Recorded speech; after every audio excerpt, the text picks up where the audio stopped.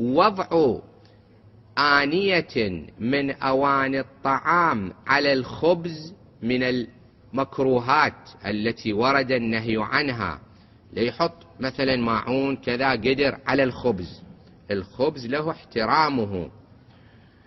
شنو أبيات ابن الأعسم رحمه الله؟ الفضل، هاي روايات طبعا، هذا مو كلامه هو فقط، كلام شاعر. الفضل للخبز الذي لولاه ما كان يوما يعبد الإله. هاي رواية فيها. أفضله الخبز من الشعير فهو طعام القانع الفقير. خبز الشعير أفضل أنواع الخبز.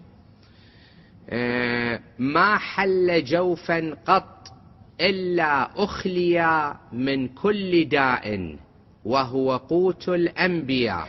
خبز الشعير، إذا واحد مريض أحد الأدوية الواردة في الشريعة خبز الشعير، يأكل له شوية خبز شعير